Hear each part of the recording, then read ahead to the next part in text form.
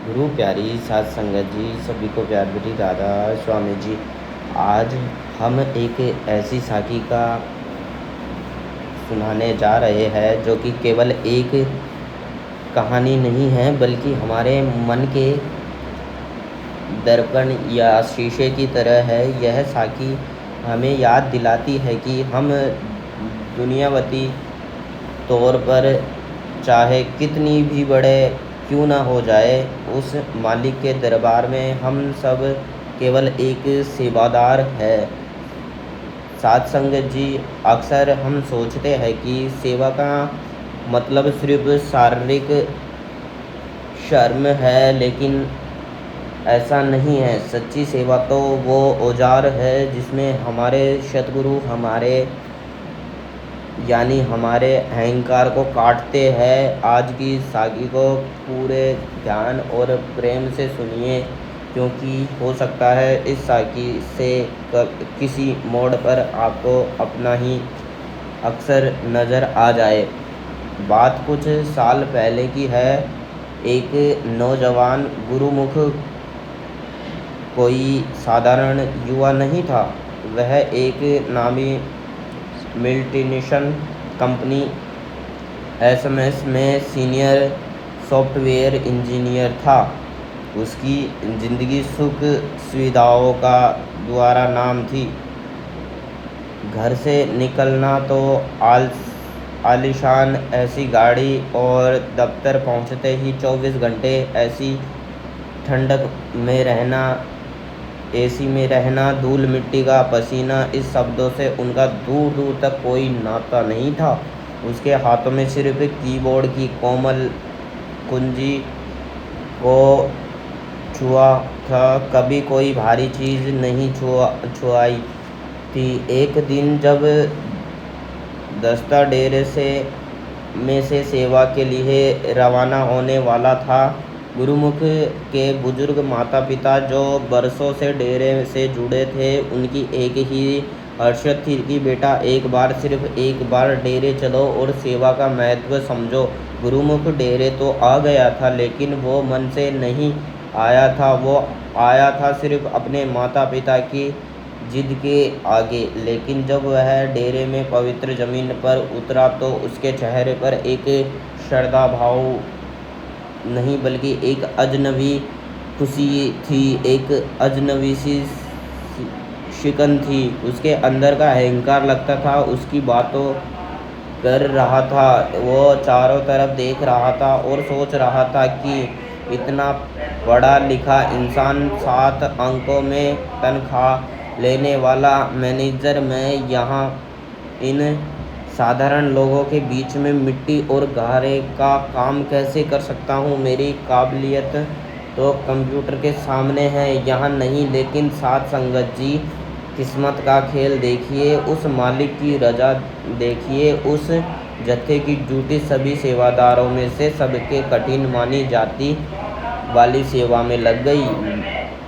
दुख की सेवा, यानी तपती सड़क पर गर्म तारकोल बिछाने की सेवा। जब गुरुमुख को पता चली कि उसे जेठ आषाढ़ की तपती धूप में जलती हुई सड़क पर गर्म तारकोल के साथ काम करना है, तो उसका मन अंदर से बदलाव कर उठा। उसने लगा जैसे उस पर कोई पहाड़ टूट पड़ा हो। पहला दिन था, सूरज अभी पूरी तरह चढ़ा भी नहीं था। जब वह सेवा स्थल पर पहुंचा, सामने का नज़ारा देखकर उसे रोंगटे खड़े हो गए। यह सेवा नहीं, उसके एक युद्ध का मैदान लग रहा था। वहाँ बड़े बड़े लोहे और बड़े बड़े लोहों के ड्रमों में काला गाढ़ा तारकोल उबल रहा था। नीचे आग धड़क रही थी। हवा में लुक के जलने की वो तीखी कड़वी बदबू फैली हुई थी, जो सीधे दिमाग की नसों में चढ़ती थी और दम घुटता सी लग रही थी। उसे पैरों में भारी भरक सुरक्षा जूते और शरीर में मोटे कपड़े पहनने पड़े। कहाँ वो एसी की ठंडक में रहने वाला। नरक जैसी गर्मी में जैसे ही सेवा शुरू हुई, सूरज की सिर पर आ गया। धूप सीधे आग बरसा रही थी और नीचे से उबलता तारकोल यानी सड़क पर बिछाने वाला काला सामान, ये भाप निकल रही थी। गुरुमुख की हालत खराब होने लग रही थी। उसके वो कोमल हाथों में जिसे माउस पकड़ते थे अब भारी तसले उठा रहे थे। कुछ ही देर में उसकी हथेली पर बड़े बड़े पानी कतरे छाले पड़ गए। पसीने की धारा उसके माथे से बहकर आंखों में जा रही थी, जिसमें आंखें जल रही थी। उसके मोटे कपड़े पसीने में ऐसे भीग गए थे जैसे उसने पानी से भरी बाल्टी में डुबकी लगा ली हो। जब उसे उबलता हुआ तारकोल तरसों में भर कर ले जाना पड़ता तो उसकी भाप उसे चेहरे को झुलसा देती थी। हर कदम पर एक सजा जैसी लग रही थी। उसका अहंकार, उसकी डिग्री, उसकी बड़ी नौकरी उस पर गर्मी का पिघल रहे थे, लेकिन अभी टूटे नहीं थे। दोपहर होते ही गुरुमुख के शरीर में जवाब दे दिया कि वह अब एक पल भी खड़ा नहीं रह सकता हालत में नहीं था। वो भागकर सड़क के किनारे एक कीकर पेड़ की नीचे थोड़ी सी छाँव में जाकर धप से बैठ गया। उसे मन में तूफान चल रहा था कि उसका अहंकार उसके अंदर ही अंदर कोस रहा था, कि उसे ताने दे रहा था कि देख लिया क्या फंस गया तू यहाँ आकर। यह अनपढ़ों का, मजदूरों का काम है। यह तेरा स्तर नहीं है। तू सॉफ्टवेयर इंजीनियर है। तू यहाँ काले पुतवाने नहीं आया। छोड़ यह सब, अभी जा शाम को पैकिंग कर और सुबह की पहली गाड़ी से वापस शहर लौट जा। वो हादसा में सिर झुकाए बैठा था। तभी उसकी नज़र अपने से कुछ ही दूर पर काम कर रहे एक अन्य बुजुर्ग सेवादार पर पड़ी। वो बुजुर्ग, उसकी उम्र करीब 65 से 70 साल के बीच हो रही होगी। शरीर अंत दुबला पतला, चेहरे पर गहरी झुर्रियाँ और धूप में तपता हुआ रंग। लेकिन गुरुमुख ने ध्यान से देखा। उस बुजुर्ग के हाथों में जो तसला था वो गुरुमुख के तसले से कई ज़्यादा भारी और ऊपर तक भरा हुआ था। कमाल की बात तो यह है कि वह बुजुर्ग बिना रुके बिना थके लगातार काम कर रहा है, और उसी भीड़ में बात उनके होठों पर लगातार राधा स्वामी सिमरन चल रहा है। वो सेवा नहीं कर रहे थे। ऐसा लग रहा था जैसे वह कोई बड़ा बहुत उत्साहमन रहे हो, जैसे हर तसले के साथ वो अपने मालिक से और करीब हो रहा हो। उसके चेहरे पर एक अजीब सा सुकून था। गुरुमुख हैरान रह गया कि उसकी समझ से बाहर था कि इतनी उम्र में भी इस जानलेवा गर्मी में कोई इंसान इतना शांत और मगन कैसे रह सकता है। गुरुमुख के आवाज़ नहीं, उसका कौतूहल और उसकी पीड़ा उसे उन बुजुर्ग के पास ले गई। जब सेवा में थोड़ा विश्राम हुआ और सभी लोग लंगर छकने के लिए पेड़ की छाँव में बैठे तो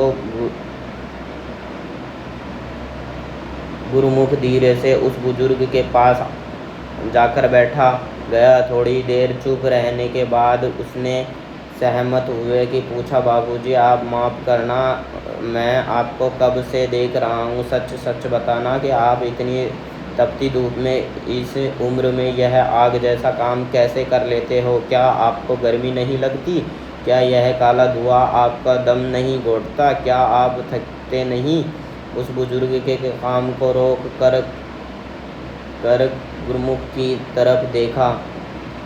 साथ संगत जी, उस बुजुर्ग की आंखों में एक अजीब सी चमक, एक गहरी शांति और अपार प्रेम था। उनको गुरुमुख की हताशा को भाप लिया था। उन्होंने बहुत ही मीठे शब्दों से स्वर में कहा, बेटा यह नज़र का फेर है। जब मैं उस कढ़ाई में डुबलते हुए काले धुआं यानी तारकोल को देखता हूँ तो मुझे उसमें गर्मी नज़र आती है, उसमें उसमें मेरे सतगुरु का प्यार नज़र आता है। मुझे लगता है कि यह आग मेरे अंदर के विकारों को जला रही है। थोड़ा रुक कर उन्होंने गुरुमुख को छालों वाले हाथ को देखा और कहा, रही बात शरीर की पुत्रा, तो यह शरीर तो मिट्टी का है, इसमें तो धकना ही है, इसे तो दुख होना ही है। लेकिन बेटा, जब हम तसला उठाते हैं, वक्त अपने अहंकार को ज़मीन पर रख देते हैं, तो वह तसला भारी नहीं लगता। तू हाथों से काम कर रहा है और दिमाग से सोच रहा है, तो मैं कौन हूँ इसलिए तुझे दर्द हो रहा है। कल से एक काम करना, तसला हाथों से उठाना, लेकिन मन में अपने सतगुरु का ध्यान रखना। अपने को भूल जाना है कि फिर देखना, यह गर्मी तुझे जेठ की दोपहरी नहीं बल्कि सावन की फुलहारी जैसी ठंडक देगी। अभी यह बातचीत चल ही रही थी कि गुरुमुख के पास बैठे हुए एक और सेवादार ने फुसफुसा कर बताया कि गुरुमुख भाई, तुम इन्हें साधारण बुजुर्ग समझ रहे हो। यह बाबूजी आपके समय के एक बहुत बड़े रिटायर जज है, हाई कोर्ट के जज है। इसे अदालत में बड़े बड़े अपराधियों के, बड़े बड़े वकीलों के कांपते थे साथ संगत जी। यह सच गुरुमुख के लिए किसी आकाशीय बिजली से झटके से कम नहीं था। एक हाई कोर्ट का जज जिसके पास नौकरी, चालकर, रुतबा, पैसा सब कुछ था, वो इंसान आज एक साधारण मजदूर की तरह फटे पुराने कपड़ों में मिट्टी और कातिल से सना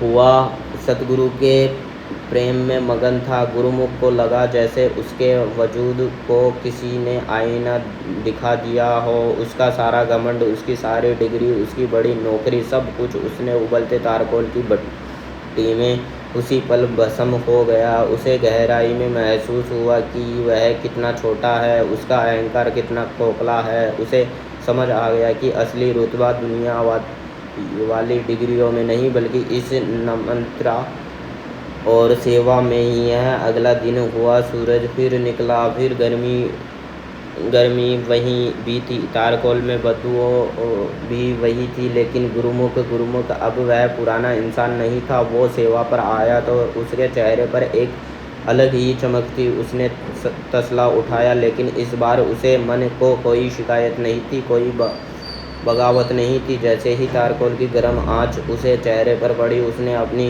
आंखों बंद की और अपने मन ही मन अपने बुजुर्ग जज साहिब की सीख को याद किया। उसने सिमरन शुरू कर दिया, राधा स्वामी, राधा स्वामी, राधा स्वामी। संगत जी, आप यकीन मानिए, उस दिन उसके हाथों में छाले तो और भी पड़े, लेकिन उसने दर्द महसूस नहीं किया हुआ था।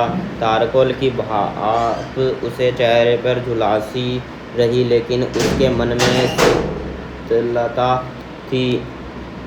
दिन बदले उस लू की सेवा की कालियत उसे कपड़ों से पर चढ़ गई थी, उसके जिस्म को काला करती, लेकिन उसके अंदर की रूह, उसका मन साफ था, उजला होता चला गया। उसके खुद को मिटा दिया और मैं मिट जाती है, वो यानी मालिक आ जाता है। अंत में जब उसे जत्थे की सेवा पूरी हुई तो नियमानुसार सुबह जत्था दर्शन को समय आया। यह वह पल था कि जिसका हर सेवादार का इंतजार रहता है। सारी साध संगत जी लाइन से, डिसिप्लिन से बैठी थी। गुरुमुख भी बैठा था, लेकिन सबसे पीछे, सबसे कोने में, सिर झुकाए, हाथ जोड़कर। वो अब आगे बैठने की दौड़ में नहीं था। उसके कपड़े अभी कई जगह से तारकोल में काले धब्बों से सने, लेकिन उसका दिल आईने की तरह साफ था। उसने अपनी पिछली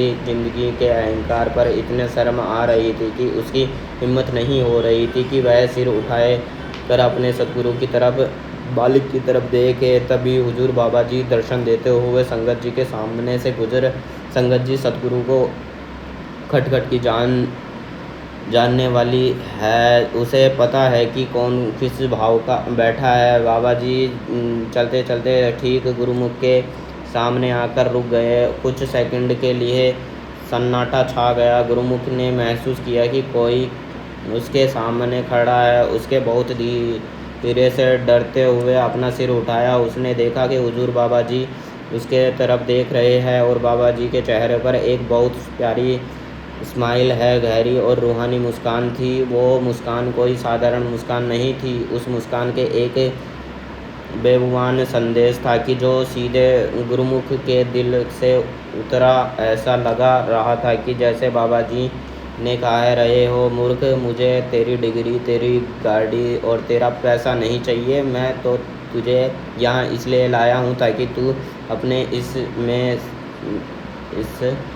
के बोझ को उतार सके। मुझे तेरा यह साफ और नम्र दिल चाहिए जो अब तुझे मुझे सौंप दिया है। अब तू मेरा है। उस एक पल में गुरुमुख के सब्र का बांध टूट गया। उसकी आंखों से आंसू अविरल धारा निकलने शुरू हो गई। आंसुओं में दुख के नहीं थे, वो आंसू पश्चातावा के थे, वो आंसू प्रेम के थे, वो आंसू कृतज्ञता के थे जो उसके अंदर बचे कुचे अहंकार और मैल भी था धोकर बाहर रह गए। तो साथ संगत जी, इस साकिब से हमें यही सीख मिलती है। तो आपको हमारी यह वीडियो अच्छी लगे तो वीडियो को लाइक करें और हमारे चैनल को सब्सक्राइब करें ताकि हमारी वीडियो नई नई साकी आप टाइम से सुन सकें। राधा स्वामी जी।